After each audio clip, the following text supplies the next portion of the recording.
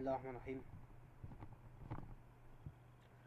A number of factors many قد يؤثر على عدد من العوامل affect your risk control على قرار التحكم في المخاطر.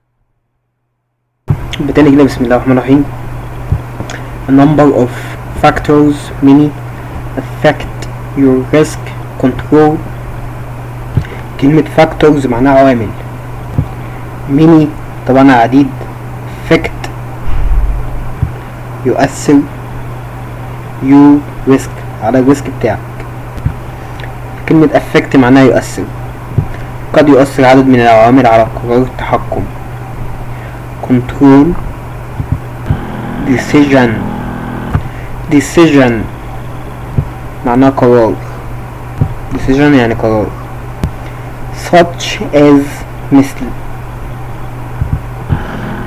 ده الايرش اللي بيقول كده، تمام كده. الايرش والكورس بتاع الايرش رقم 1 الوحدة الاولى تقديم الادارة الامنة. الوحدة رقم 2 تقييم المخاطر. الوحدة رقم 2 تقييم المخاطر. الوحدة رقم 3 واللي انا شغال فيها السيطرة على المخاطر. الوحدة رقم 3 السيطرة على المخاطر. الوحدة رقم 4 فهم مسؤولياتك. الوحدة 5 تحديد المخاطر. الوحدة 6 التحقيق في الحوادث والأحداث. التحقيق في الحوادث والأحداث. الوحدة 7 قياس الأداء. طيب الوحدة التامة حماية ايه بيئتنا. طيب عندك حاجة اسمها الاعتماد على النفس، على السلوك. طيب السلوك اسمه behavior. السلوك behavior.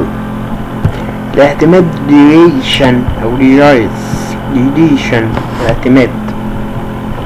عندك يكلف cost حد من المخاطر.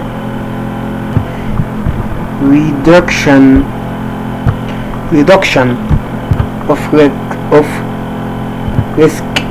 reduction معناه تخفيف او تخفيض.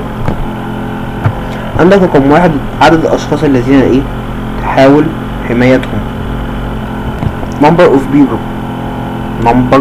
people you are training to project. trained او training الكلمة دي اسمها محاولة، فقلنا خلاص انها معناها محاولة. فرقم 1 في حاجات لازم تاخد في الاعتبار لما يكون عدد الناس اللي عايز تحميهم عدد كبير، يبقى لازم وسائل الحماية تكون قوية جدا، ان العدد ده او العدد هنا ممكن يبقى ضرره كبير والمخاطر تبقى عالية. ان العدد ده ممكن تبقى ضرر كبير. طيب تعالى رقم 2. هل الناس ديت مدربة؟ قوانين في مصر مثلا عامل مشروع في محافظة معينة، الأولوية انك انت تشغل عمال منين؟ نفس المحافظة. ما الناس ديت مرات بيبقى الوعي عندهم قليل، فانا مش هعتمد عليهم، ان لو اعتمدت على الوعي بتاعهم هيضيعوا الدنيا، فلازم يكون في وسائل اخرى. 3 الصيانة. هل الحاجة الى ان انا اعمل لها ديت يحتاج لها صيانة ولا لا؟ هل الحاجة اللي انا اعملها ديت هتحتاج صيانة ولا لا؟ maintenance يعني صيانة. طيب رقم 4 cost. باهم حاجة التكلفة. خلي بالكوا دايما لما تتكلم مع المدير بتاعك اهم حاجة عنده هي التكلفة. كل ما تكون بتوفر له في الفلوس كل ما يحبك اكتر. 5 التخفيض من الريسك او الحد من الريسك، حد من المخاطر. ده كده الموضوع من اوله.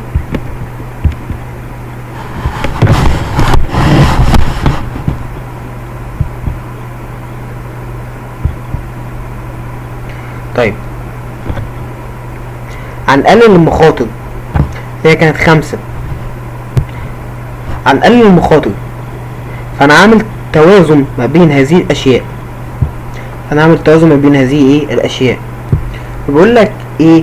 انك انت هتقلل المخاطر الى حد مقبول عمليا. مفيش ريسك زيرو، فاحنا بنقلله الى حد مقبول. زي ايه مثلا؟ طيب if elimination اذا كانت الازالة هو خيار، اذا safer يعني اكثر امانا، option معناها خيار، what would اذا كانت الازالة هو خيار اكثر امانا، فما الذي يجعلنا نختار حاجزا بدلا من ذلك. would معناها كان، cause يعني سبب، used to معناها لي، use لينا، choose يعني اختار، pair حاجز، instead بدلا من. حلو اوي كده. road يعني طريق، closed طريق مغلق. يجب تقليل المخاطر. risks must be educated إلى أقصى حد ممكن عمليا. so for as is reasonably. كلمة so معناها لذا، so far أو fair معناها بعيد. كلمة is معناها مثل. reasonably كلمة reasonably بشكل معقول. practicable معناه ايه بقى؟ عملي. طيب كويس اوي. هنا قالك امان safety. طيب وعندك الوقت time cost تكلفة and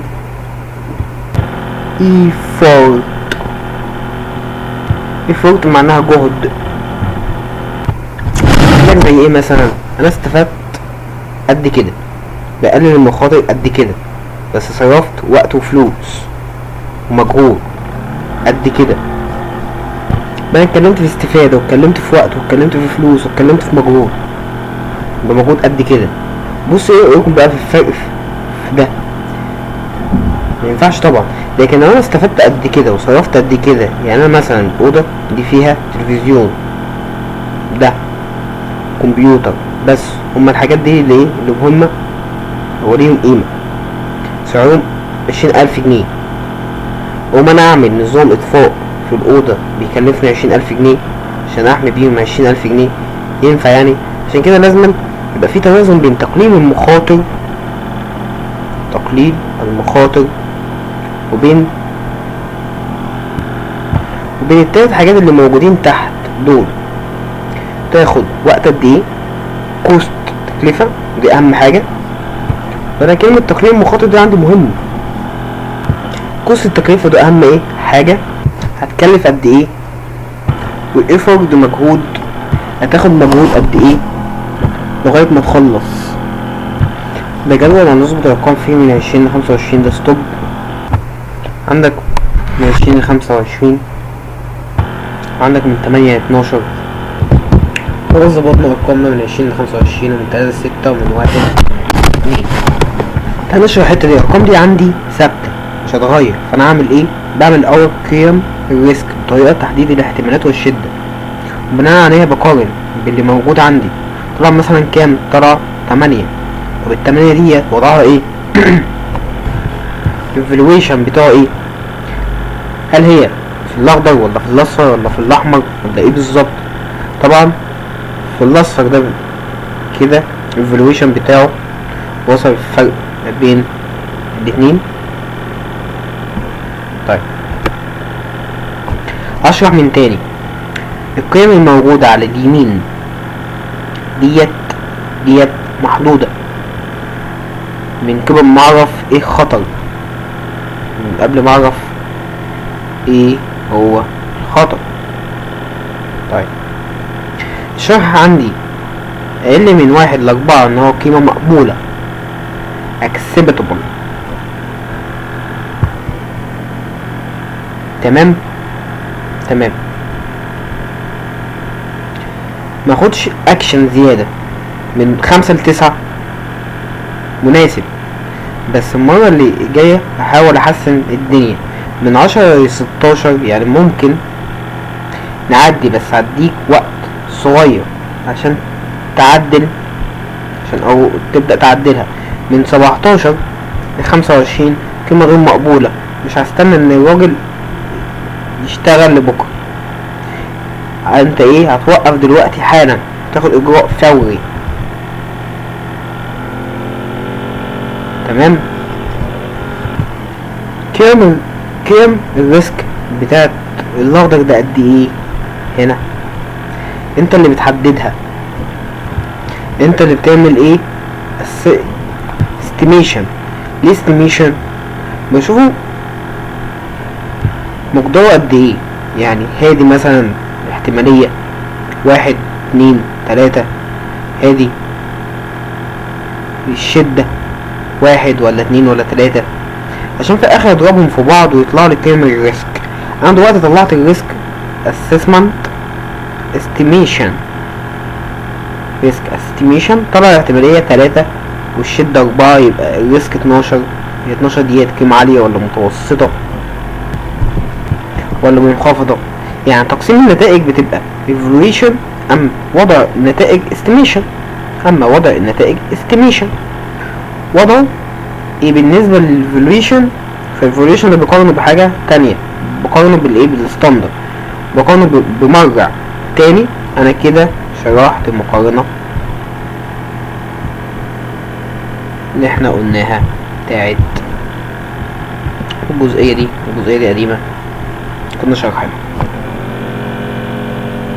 evaluation estimation او estimate evaluate،